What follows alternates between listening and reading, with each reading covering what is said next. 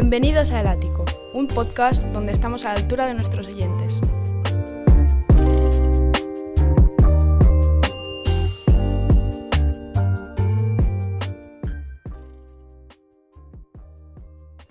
Bien, pues bienvenidos a un nuevo capítulo del Ático, donde volvemos a estar a la altura de nuestros oyentes, aunque hoy no estamos a la altura físicamente, porque estamos en un sitio donde nunca imaginé que volvería por mi propia iniciativa, después de la última vez que salí por la puerta, que fue ya 4 o 5 años, ¿no? Sí. 4 o 5 años.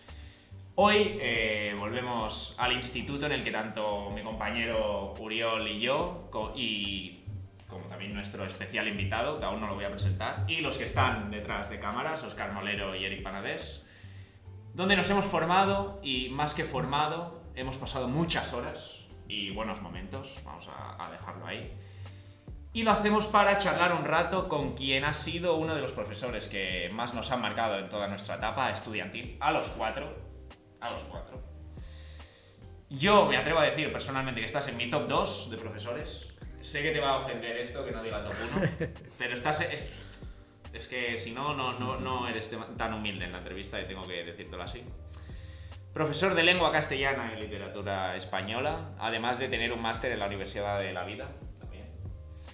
Marco Antonio Gordillo Rojas, bienvenido al Ático. Muy buenos días, muy buenos días. No entiendo realmente cómo he sido invitado a una entrevista, pero en fin, lo agradezco. ¿No te han hecho entrevistas, Marco Antonio, en tu carrera nunca? No. Una entrevista se hace normalmente a una persona de prestigio y que tenga algún valor consolidado que ofrecer, pero yo realmente no pertenezco a esa categoría. Pero ¿no le parece a usted el broche de oro a esa trayectoria profesional?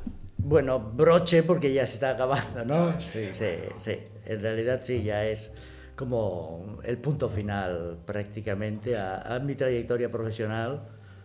Pero no está vocacional. usted, hoy ¿cómo se ha levantado usted?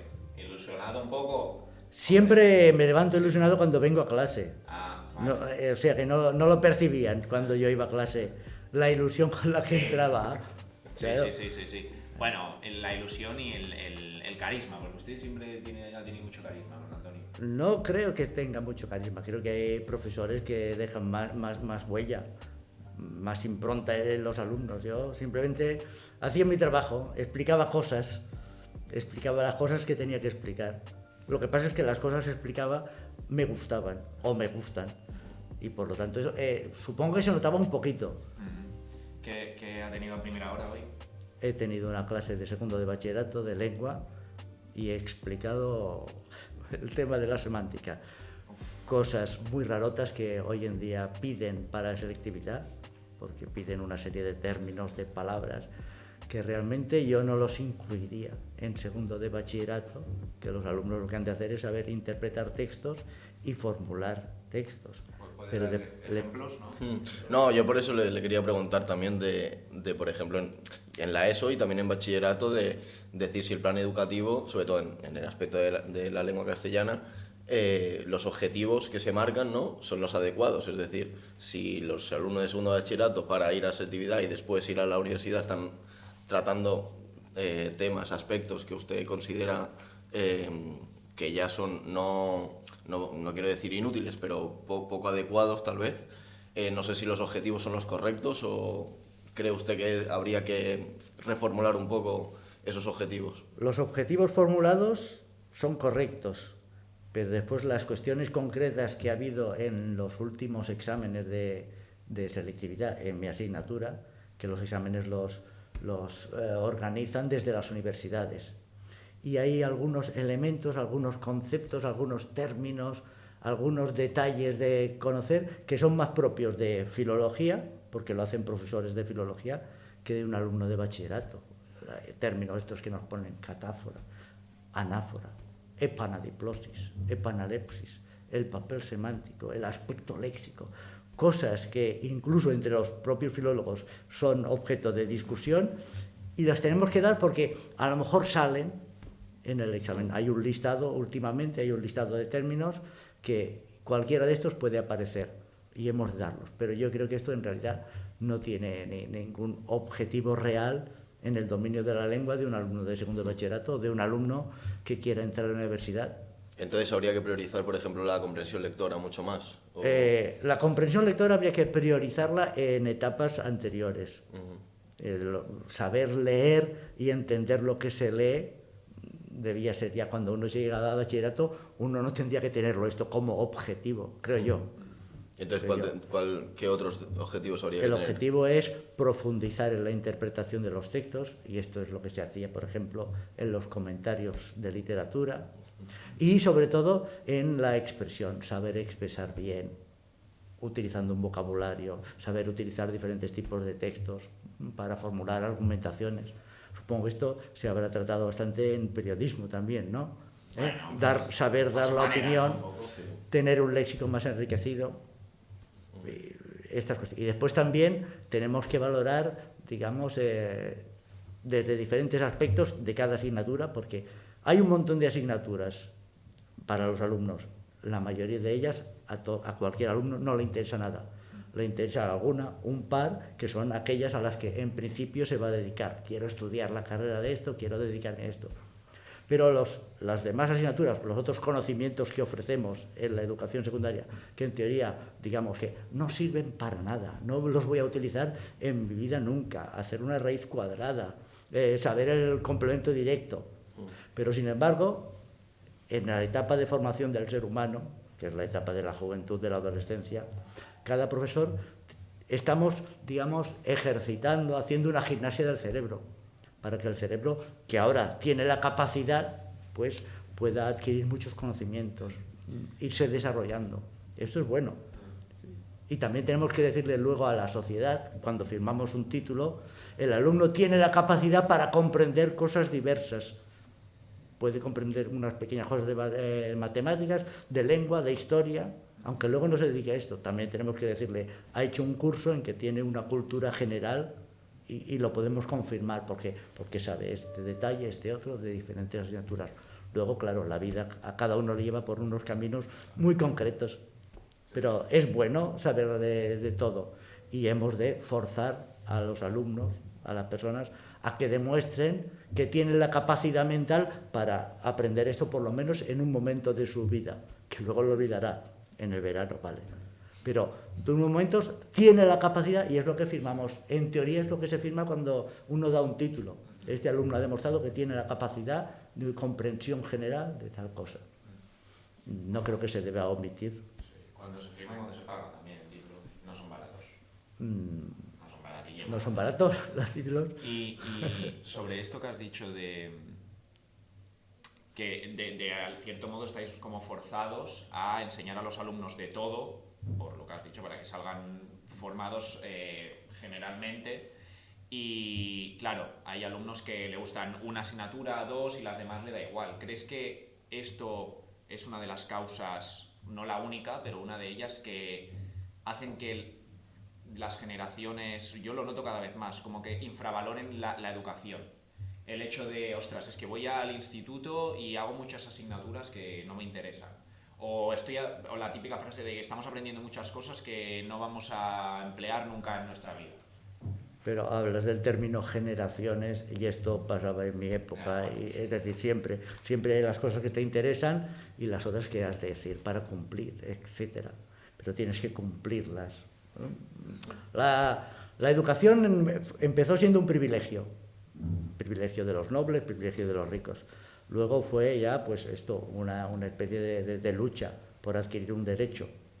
Después se transformó en un derecho de todos. Hoy en día es una obligación, y las obligaciones tienen menos prestigio que los derechos o las cosas que uno pretende alcanzar. Pero yo no creo que esto haya cambiado mucho en las diferentes generaciones. Creo que lo comentamos el otro día. Sí. Simplemente es que antes había caminos muy diversos, y al camino, por ejemplo, del bachillerato, que entonces era el BUP, Bachillerato Unificado Polivalente, iba menos gente, lleva más centrada. Incluso dentro de ese pequeño ámbito, que los que no aprobaban la EGB o los que no querían estudiar el bachillerato tenían otras opciones, formación profesional, o hacer incluso en etapas anteriores de aprendices para una profesión en un taller, etcétera. Incluso los que iban al instituto de bachillerato porque ya tenían pensado, había cosas que interesaban y cosas que no. Pero esto no creo que sea una especie de obstáculo para que el nivel sea menor o mayor últimamente, lo que dice el informe PISA, etcétera. Siempre ha habido diferentes, digamos, intenciones de los alumnos. Y en ese sentido, no sé, usted, su forma de enseñar ha evolucionado a través de los años. Siempre está como esa expresión, digamos, entre el alumnado de cierto profesor que siempre lleva los mismos PowerPoints desde hace un montón de años, etcétera. No sé si su forma de enseñar ha ido cambiando a lo largo de... La forma, digamos, interna de enseñar, no. Claro, el formato, sí. Cuando yo empecé a enseñar no existían los PowerPoints, no existían los ordenadores, no existían las pantallas en las que proyectar, pues había que escribir con una tiza. Luego se pasaron a las pizarras blancas con unos rotuladores de tinta no permanente. Luego ya vinieron los ordenadores, los proyectores, ahora unos paneles interactivos. Uno aprovecha esto, pero la manera de explicar yo creo que no ha cambiado mucho, porque a lo mejor es que no sé explicar de otra manera de la que empecé. Hombre, a mí me gustaba cómo explicaba Marco Antonio. Yo creo que usted siempre ha sido muy de ir al grano y no salirse mucho de los objetivos y de lo que hay que tratar, pero usted siempre ha tenido ese carisma que hablaba Ton o esa forma graciosa de explicar, y yo creo que también usted creaba una relación más cercana con el alumno, ¿no? O, no sé, siempre marcaba distancias, pero creo que también buscaba esa relación. Uno tiene que marcar distancias, pero aunque no se note, y yo intento evitarlo por todos los medios, yo siempre he tenido afecto por los alumnos. Por pero todos, independientemente de... En general, sí. No por iba... algunos Ya, más claro, que otros, ¿no? claro. Que estamos aquí, Algunos pares de alumnos que solían sentarse atrás a reírse constantemente, pues igual los odiaba un poco más que al resto. Pero sí, y la manera... Yo creo que explicar las cosas bien, los conceptos, pero una seriedad absoluta, como si uno estuviese siempre pontificando, lo que yo digo es muy importante. No, es relativo. A mí me gusta lo que enseño, pero también me divierte. Un CDITA, pues es divertido, es muy aburrido, a mí me divierte. Pues tengo que decir cosas alegres, porque me parece que es alegre el conocimiento también, o tiene que serlo, lo que llamaban in illo tempore la galla ciencia. La ciencia, pues alegre, la literatura, el arte. ¿Cómo sabe? Claro, es que, o sea, yo creo que tu forma de enseñar, como que equilibrabas la balanza perfectamente a nivel de aprendizajes y cosas a enseñar con el humor y el reírse. Porque yo me acuerdo que tú en clase temario no escribías poco. Venías con un PowerPoint preparado, que sí que el PowerPoint, tienes que admitirlo que era un poco cutrillo. Pero es que no era el PowerPoint, era como lo explicaba. Era claro. Era como, sí. Eran solo anotaciones para que se supiese de qué hablaba, claro. Seguro, porque el que le daba la vibra, la clase, era usted, con sus palabras. Sí. Más o menos, exacto. No, es que claro, yo he empezado este camino profesional de dar clase simplemente haciendo uso de la palabra. Todas estas cuestiones son de finales del siglo XX, siglo XXI avanzado, lo de los PowerPoint, las presentaciones y toda la mandanga, pero yo vengo del siglo XX. Yo empecé en la década de los 80 y ya estaba dando clases. Claro. Por lo tanto, ha evolucionado mucho el formato. Pero claro, Cervantes sigue siendo Cervantes y el Quijote no ha cambiado, no ha evolucionado la obra. Habrán evolucionado las teorías que hablan sobre ella, pero yo tengo que decir lo mismo ahora. A veces pues, puedo poner una imagen con palabras clave para que el que toma apuntes pues sepa, está hablando de cómo se escribe. Pues lo tiene ahí en la pantalla y lo puede anotar. Pero lo que digo tiene que ser más o menos lo mismo. Ya que saca a colación los clásicos, era algo, también un tema que yo quería tratar. Es decir, creo, o al menos yo me considero una persona lectora. A mí los clásicos, depende cuáles, sobre todo, depende qué autores, me dan mucho respeto, incluso miedo a la hora de tratarlos. Me ha pasado, por ejemplo, no sé, hace unos meses, pues Kafka con la Metamorfosis, por ejemplo. Una obra sublime, que es un clásico universal, y no me pareció nada del otro mundo. O sea, no voy a decir mediocre, pero una obra muy liviana, no sé. Quiero decir, ¿usted también nota en el alumnado o ya en general ese miedo hacia los clásicos o ese respeto, como que la gente no encuentra la forma de tratarlos, porque entonces tal vez una vez entre dentro y los pueda entender a su manera, les gustaría? No sé si nota ese respeto. Yo creo que no hay respeto, hay más bien un apartamiento casi total, tanto por el propio sistema educativo como por las líneas editoriales que nos nutren, ¿no? Los libros que se imprimen, etc. Los clásicos cada vez están como más relegados. Están y prácticamente tenemos que hablar un poco de ellos en la historia de la literatura, pero en educación secundaria obligatoria pues no puedes profundizar.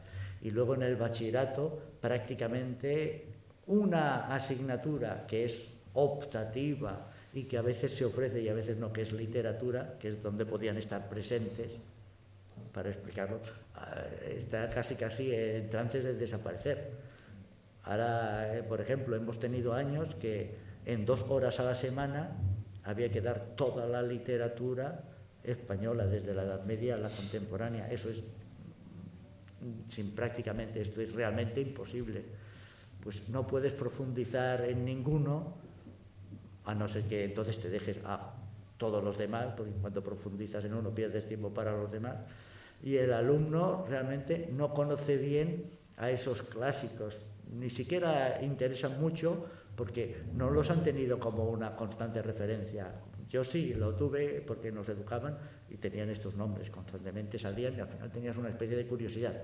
Muy poquita gente tenía una especie de curiosidad, siempre, muy poquita gente. Ahora se dice, no, la gente no lee, nunca ha leído. Esto de la gente no lee es una frase que he escuchado yo desde que era niño, porque los niños no leíamos. Entonces siempre ha sido una minoría. Siempre es una minoría. La minoría que está realmente interesada por la cultura o por la alta cultura o por la cultura clásica siempre ha sido una minoría. La minoría actual tiene mucha más gente que antes, porque hay más gentes en el planeta Tierra, simplemente. Pero parece, o no, socialmente o claro, políticamente parece que sea al revés. No, porque y también hay mucha más gente que no forma parte de esa minoría, naturalmente.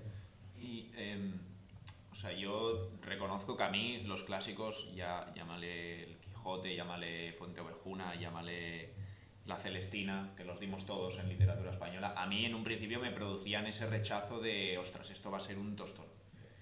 Pero yo me acuerdo que usted nos seleccionó, bueno, en El Quijote, que es el que más... Yo nunca hubiese dicho que a mí El Quijote lo hubiese disfrutado leyendo, y yo lo disfruté leyendo. Y lo disfruté haciendo los ejercicios de las 30.000 preguntas que nos mandaba semanalmente. Yo reí mucho. El Quijote es una obra muy divertida, muy profunda, tiene muchos aspectos, por eso es una obra universal, ¿no? Pero si hay un rechazo ya de inicio, leí El Quijote, me parece que para leer El Quijote, esa asignatura de bachillerato había que haberla elegido, ¿no? Claro, pero entonces cuando uno lo elige, y yo supongo también que le muestran ciertos aspectos del Quijote, porque es tan amplia que puede ser una obra mortal de aburrimiento. No la puedes explicar el Quijote de una manera profunda en tercero de la educación secundaria. Es para morirle. Seleccionas algunos aspectos anecdóticos que conozcan la obra, que conozcan lo de los molinos, lo de estas cositas, ¿no? Y luego ¿quién se ha leído el Quijote? Una minoría de personas, entero prácticamente, que es el 0,00 que se ha leído el Quijote. Pero a la hora de enseñarlo, yo al menos intentaba mostrar aspectos que podían ser atractivos en cierta medida, sin dejar de decir que es una obra muy profunda también, de amistad. No, es bonita. Claro. De locura, Pero claro, a un chico pues se le puede adentrar en el Quijote viendo lo que tiene más de aventurero, de gracioso, de ridículo. Claro, pero esta es más la superficie. Pero al menos que conozca la superficie. Luego ya muy poca gente va a adentrarse más, pero esto siempre ha sido así. No es que ahora la juventud no lee, ahora la juventud... No, siempre ha sido así. ¿Quién ha leído el Quijote en toda la historia? Muy poquita gente. Ha hablado de él mucha gente, pero leído poquita. Y hablando de clásicos, y para hilarlo con el tema de antes de los profesores, las formas de enseñar, yo le he traído un regalo. Bueno, un regalo que usted me hizo a mí. No sé si se acuerda. Ah, sí. ¿Se acuerda? Que era un libro... Este libro, El Lazarillo de Tormes, El Lazarillo de Tormes, con el que yo me siento... Bueno, no me siento. Me gustaría sentirme identificado, con El Lazarillo de Tormes. Hombre. Aventurero. Bueno, aventurero. Sí, a su manera. Este libro me lo regaló usted un día que trajo varios clásicos suyos de su hemeroteca. No sé si de casa tiene ahí una biblioteca inmensa, usted seguramente. Que un periodista hable de hemeroteca hablando de libros me parece un fallo. Biblioteca, hemeroteca, seguro que lo tiene fusionado ahí usted. Y teníamos aquí unas cosas apuntadas sobre marcar a los alumnos. Y lo estuvimos hablando, porque antes de hacer esta charla estuvimos echando un cafelillo ahí para comentar. Y una de las cosas que usted nos preguntó era si a nosotros en la universidad nos había marcado algún profesor. Y le dijimos que no. Pero que en cambio en el instituto sí, y que a usted le había pasado lo mismo. Entonces, ¿cómo explicaría usted esto? El marcar a los alumnos... Bueno, uno es más receptivo en la adolescencia, uno se está formando en la adolescencia, en cambio cuando llega al nivel universitario, cuando está en la carrera, uno se cree quizás demasiado superior, porque ya sabe mucho más de la media. Ya tenemos conciencia de que hemos alcanzado un nivel casi mejor que el de nuestros profesores del instituto. ¿Y qué nos pueden ofrecer si yo ya soy universitario? Y quizás mientras estás en el instituto estás receptivo, estás aprendiendo. No sabes nada y eres más consciente de que no sabes nada, a lo mejor en el instituto eres más consciente de que no sabes nada y por lo tanto te fijas más, absorbes más del profesor. Y en cambio en la facultad, en la carrera, me dice, bueno, ya, vale, sí, esto ya lo puedo consultar, esto no sé qué, ya marcas como más distancia. No es que no me haya marcado ningún profesor de la carrera, pero que en general, en global, los profesores que he tenido yo en el instituto, quizá es por lo que estoy explicando, porque no tenía conciencia de saber nada y entonces me marcaba mucho más. En global, para mí, me marcaron más, tenían más nivel, me explicaban cosas más novedosas. Y en la facultad es que a lo mejor uno ya leía por su cuenta, iba a la bibliografía que pasaban los profesores por su cuenta y cuando ellos contaban, a veces con demasiada desgana, alguno, y esto en el instituto nunca me pasó, que hubiese profesores que explicasen con desgana. Y en la facultad sí que lo vi. Eran como más funcionarios en la universidad, en lo que se entiende como funcionario, que en los cursos inferiores. ¿Y en eso usted nunca se ha planteado ser profesor de universidad o no sé si escribir o digamos... No, bueno, todo el mundo escribe algo. Lo que pasa es que yo soy muy buen lector, creo, modestia aparte, y por lo tanto cuando leo lo que escribo veo que es una birria y ya lo dejo. Claro, sí, es esto. Yo soy lector más que escritor, precisamente, porque sí, todo el que ha hecho la filología pues ha tenido que escribir en algún momento cosas que le salen. Pero luego hay que ser crítico y hay que saber dónde está uno y para lo que sirve. Y en ese sentido, no sé... No haya recomendaciones, pero autores que a usted le hayan marcado, que relea, que los tenga, no sé, me imagino, yo creo que cada lector tiene un par o tres de autores que le han marcado, que le han influenciado, que los ha disfrutado. Yo soy muy ecléctico. Ahora le han dado un último gran premio Cervantes a Mateo Díez, Luis Mateo Díez. Es un autor que he disfrutado mucho y he releído mucho obras suyas porque es divertido, es profundo, es es emocionante. Por ejemplo, Luis Landero es uno de los novelas más importantes, bueno, al menos más divertidas, que para mí esto es muy importante, del siglo XX. Luis Landero, Juegos de la Edad Tardía, la he leído 3 veces. El Quijote, naturalmente, lo he leído muchas veces, pero soy muy ecléctico. A mí me gustan autores clásicos y autores novedosos. Leo autores, Murakami, pues lo lees y te gusta. No puedo decir, este es el que más me ha marcado, este autor. Y en ese sentido, con el paso de los años, las relecturas, ¿nota diferencias? ¿No? Entiendo que una lectura que usted hizo con 20, 30 años a la que puede hacer ahora con el mismo libro, no sé si encuentra detalles nuevas, lo veo de formas diferentes, no sé. Sí, hay aspectos que a veces te pueden decepcionar de alguna lectura que tú guardabas como una gran lectura. Otras veces es lo que dices tú, descubres detalle. Un libro que siempre que lo lees de pronto encuentras cosas nuevas es el Quijote. El Quijote. Y ostras, y esto, además también esto tiene, y vas leyendo. Y otra cuestión de la relectura, que a mí me llama la atención viendo mi propia degradación mental, es que tienes un libro y dices, este me lo leí, me gustó, pero ¿de qué iba exactamente? Entonces lo vuelves a leer y es como nuevo, pero de pronto el cerebro va captando de nuevo aquellas sensaciones de la primera vez que lo leíste, pero ya has olvidado casi todo. Es como una lectura nueva, hasta que hace de pronto un clic, sí, ahora va a venir aquello. Y es bonito por un lado, y por otro lado es triste ver que has leído una cantidad de libros que dices, bueno, sí, pero realmente ahora mismo, si tuviese que explicar lo que hay en este libro, que yo sé que me gustó, porque lo tengo aquí además, no sabría decirlo. A mí me pasa esto a veces. Yo también. Sí. A mí... No es degradación mental. Yo creo que sí, un poquito sí.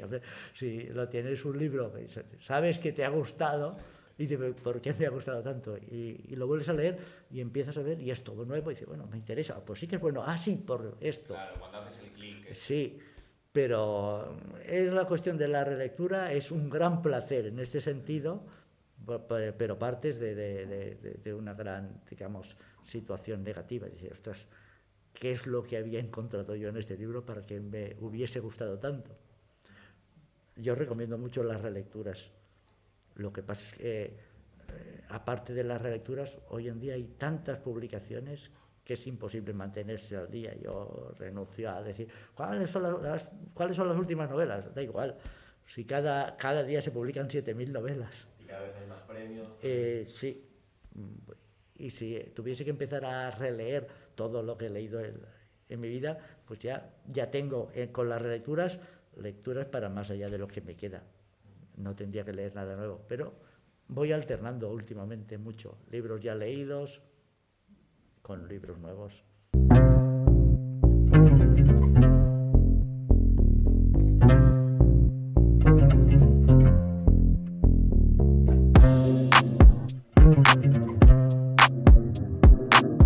Puedes escucharnos en Spotify, Apple Music, Amazon Music y iVoox. Y puedes vernos en YouTube. Deja tu valoración, síguenos en todas las plataformas y activa la campanita para no perderte ningún capítulo.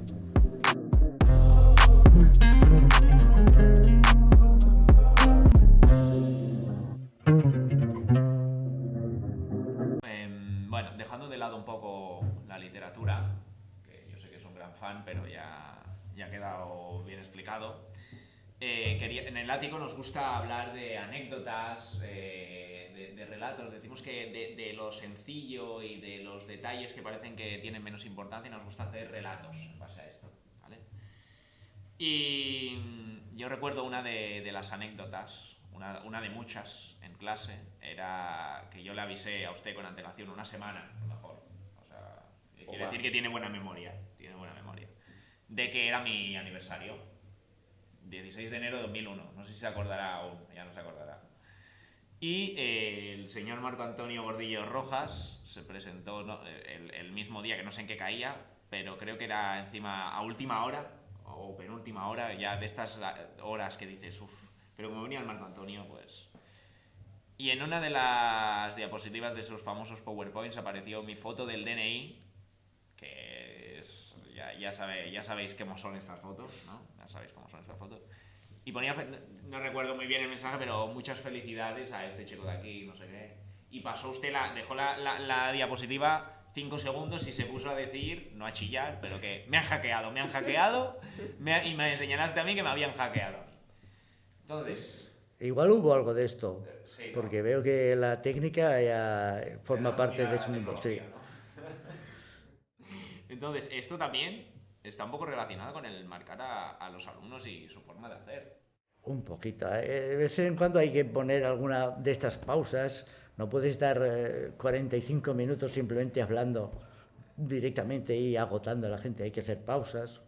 A veces, en estos años últimos no, pero alguna vez hacía pausa, porque cuando hablaba de los autores de la literatura, podía decir, por ejemplo, nació en tal época y murió tal día. Y después me quedaba callado. Como un silencio de respeto, ¿no? Después de hacer este minuto de silencio por la muerte de tal autor, y todo eso, no. Pero en fin, para marcar un poco de distensión en las clases, aunque yo creo que pongo demasiada distensión en las clases, porque me gusta mucho lo que explico y todo lo encuentro alegre. Entonces lo suyo siempre ha sido vocacional en cierta forma. No sé si es vocacional, simplemente que empecé este trabajo y me gustó mucho. Empecé con la época del bachillerato y del COU, del bachillerato unificado polivalente y del COU. Y vi que, y me pagan por esto, explico cosas, vi que había respuesta, la gente aprendía nuevas palabras, etc. Y también lo hacía con alegría porque me divertía hacerlo. También yo recuerdo profesores que son muy serios y que no te dicen nada interesante, pues ¿para qué sirve la seriedad? Y he tenido también profesores que eran divertidos, irónicos, etcétera, algo que yo no he conseguido nunca, pero que contaban cosas interesantes. Y he dicho, bueno, la importancia de lo que dices no depende de la cara que pongas. Que a veces parece que sí. No, se lo cree, claro, es lo que decía Samaniego, la seriedad del burro a mucha gente le da reputación de inteligente, pero no. Y por eso de vez en cuando pongo esto, algún detalle de distensión en la clase, que bueno, pues, que despiertan alguna sonrisa, pues esa sonrisa ya es como un pequeño alivio en la transcripción de apuntes sobre personajes y obras que uno no... Y en ese sentido, seguimos de la relación con los alumnos, claro, usted ha visto pasar generaciones y generaciones, ya veo que usted no, digamos que no diferencia, o sea, que hay mucha gente, ¿no?, que delimita generación Z, generación, bueno, ¿no? Cada vez parece que se delimitan más y con menos distancia entre unas y otras. Usted ya veo que hace su diagnóstico es que no hay tantas diferencias realmente en el fondo. Lo que le iba a preguntar es si mantiene o no la relación con los alumnos a lo largo de los años, evidentemente no con todos, ¿no?, pero no sé si con algunos, o sea, me refiero a decir, el ser profesor es ver pasar por, no, digamos, tus manos o durante cierto periodo de tiempo a muchas generaciones de alumnos, y no sé cómo después, si se los encuentra, si ve, pues mira, este acabó aquí trabajando que no me lo hubiese imaginado nunca, estos están haciendo un podcast que son dos tontos, no sé, quiero decir, con el paso del tiempo, como esa relación con el alumno, no sé cómo... Bueno, no es que mantenga una relación constante con alumnos, algunos sí, porque algunos son compañeros, exalumnos son compañeros míos de trabajo, exalumnos son padres de los alumnos que tengo ahora, por lo tanto ya he visto la evolución, pero sí que muchas veces me he encontrado, me han saludado alumnos que he tenido y, ostras, hay que ver el camino que ha llegado. Algunos alumnos me sorprenden, alumnos que eran terribles, teníamos realmente pataleras en clase, porque en la ESO ya sabéis cómo es la cuestioncita, y de pronto me lo encuentro, estos que eran de broncas continuas, ¿no? Me lo encontré y había hecho un alumno que me encontré, había puesto un bar, me invitó al bar. Y ahí comentando, ¿y cómo es?, etcétera. Sí, somos seres humanos y tenemos una relación de empatía normalmente, casi siempre los seres humanos. Yo Sí, mantengo relación con los alumnos, es decir, no mantengo una distancia, no eran alumnos, es de otra categoría. Pero como que ese reconocimiento que tal vez no a la edad en la ESO o incluso en el bachillerato, yo creo que no eres consciente o eres muy niño realmente aún, como que ese reconocimiento lo ves después, tal vez, ¿no? Sí, lo he notado, sí. Creo que todos los profesores. Pero esto creo, a veces hay exalumnos que te encuentran, que te viene bien y que te dicen, me acuerdo, no sé qué, me marcó, no sé qué, lo que sea. Pero creo que es más mérito del exalumno que se atreva a romper esa barrera de aquel señor que me enseñó y reconocerle, darle esa alegría, porque es una alegría muy grande que le digas a un profesor, pues me acuerdo, simplemente me acuerdo de las clases o estuve muy contento, etcétera. Es una gran alegría, es un gran mérito de los exalumnos dirigirse al profesor. Os lo recomiendo, que a vuestros profesores les dirijáis palabras de afecto, porque esto es como una medalla impresionante. Ya empezamos. Creo que el profesorado no, se lo merece siempre. Sí, los que te marcaron a ti personal, pero sí que es verdad que es un mérito del alumno, por así decirlo, el romper esta barrera, pero es más fácil romper esta barrera si el profesor pues también en ese sentido pone de su parte. Y que poner de su parte me refiero a, en su día, en clase, explicar cómo explicaba, funcionar cómo funcionaba y tratar al alumno como lo trataba. Yo espero haberlo hecho decentemente, por lo menos. Al menos llegaba puntual a la clase.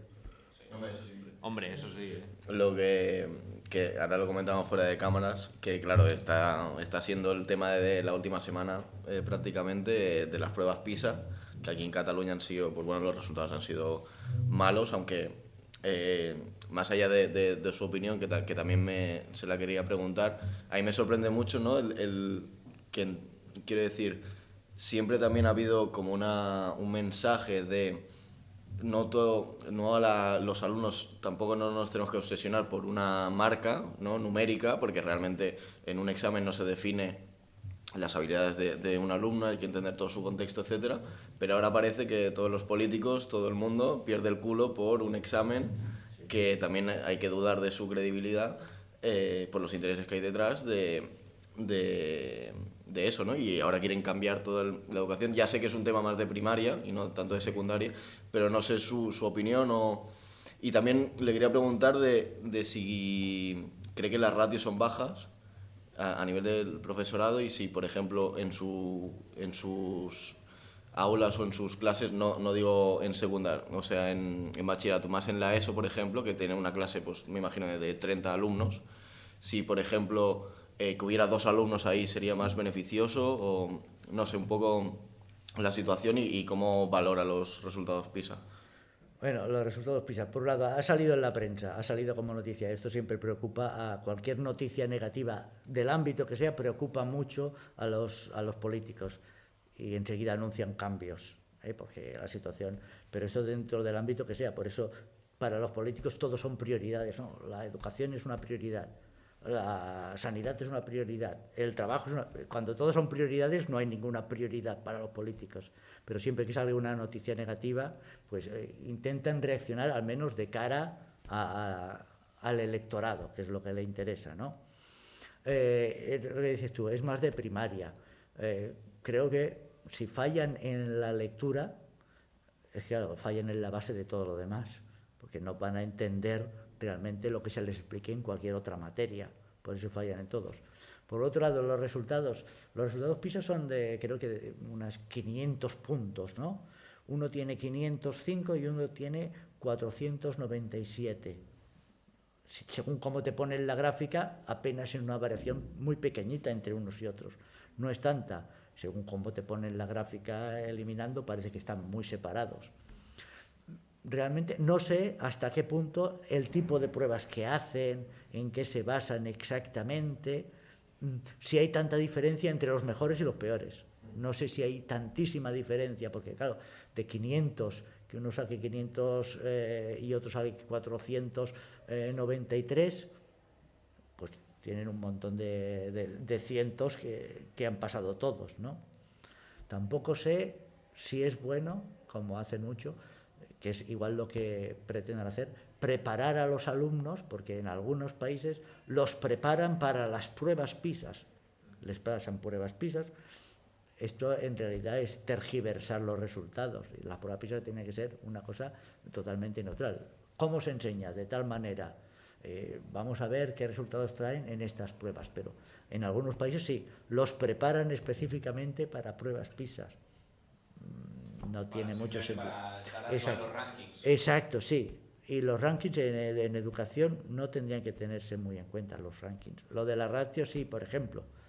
Menos alumnos es mayor posibilidad de centrarse en ellos e impartirles de una forma más individualizada los conocimientos. Las ratios son importantes que sean bajas.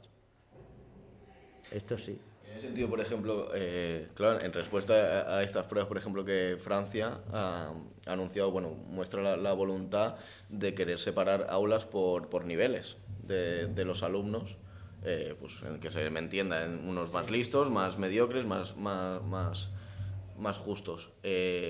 ¿Usted cómo lo ve? O sea, yo de mi punto de vista creo que tal vez es negativo o es positivo o... Dentro de un cierto nivel es mejor que haya una mezcla, pero esto de variar los niveles es simplemente que hay diferentes personas con diferentes capacidades, unas más enfocadas a la abstracción, que pueden estudiar ciencias, otros a la manipulación, pueden ser mecánicos excelentes, etc. Antes había caminos distintos, el bachillerato, la formación profesional, puede haber diferentes itinerarios. Yo esto no lo veo mal, un itinerario en que se potencien unas ciertas habilidades, el alumno que las tenga puede coger este itinerario y tener un camino satisfactorio. Ahora, tienen que ser también después certificados distintos. Este es válido en una certificación profesional, este es válido para poder acceder a carreras, etc. Si hacen niveles distintos en el mismo sistema, lo que dices tú, por niveles, y unos saben, qué sé yo, dominar las derivadas y otro grupo ha llegado solo a saber multiplicar y se les va a dar el mismo certificado de estudios a todos, es un certificado que no sirve para nada. Simplemente han estado ahí durante unos años para no incrementar las listas del paro, que les molesta mucho a los políticos. Por eso, cuanto más tiempo estén los jóvenes estudiando, menos paro habrá. Nuestras estadísticas serán mejores, que vayan todos a la universidad y estén más tiempo ahí, que hagan un máster, porque la universidad, es lo que digo, los títulos hoy en día valen muy poquito, porque si tanto el nivel que demuestres te dan el mismo título, ese título, no, por eso se hacen másters y que paguen un máster. Que lo que lo para tener ese plus. Claro, que porque... no ha habido tantos universitarios como ahora. No, hay quizá un exceso y además, como el título no vale nada, y les interesa también ganar más dinero, pues tienen que hacer un máster, porque lo que realmente vale es el máster. No, pero tengo tal máster. Y al mismo tiempo estás más tiempo estudiando. Te pueden quitar de la lista de los problemas sociales, como el paro. Es difícil el sistema educativo y cómo formarlo, pero yo creo que no está mal que haya diferentes itinerarios. Hay diferentes capacidades, porque ahora tenemos todos los alumnos juntos y nos dicen, sí, pero hemos de hacer planes individualizados. En un aula de 30 hay 7 que tienes que hacerle un plan individualizado en la misma aula, al mismo tiempo. Dar una materia general, pero estos planes individualizados podrían tener otro recorrido. No lo sé. No, es imposible materialmente poder atender a todos los alumnos cuando tienen niveles distintos. Pero en fin. Bueno, Marco Antonio, nos hemos quedado sin tiempo ya. No sé si sigue sonando la campana. Ya. Suenan unas músicas, este año suena ahora, esta semana, una música navideña.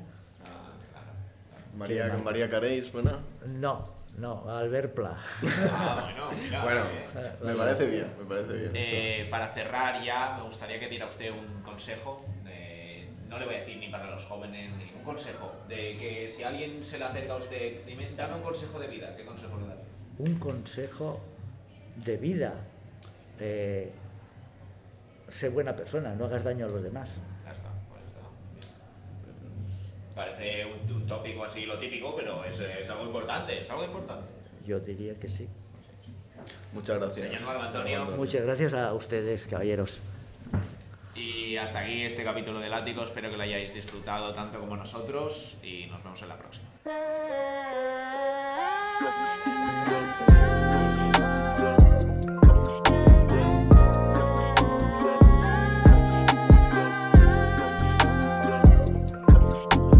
Síguenos en Instagram y TikTok en nuestra cuenta de YoungstersTM, donde participamos con los oyentes y los mantenemos actualizados.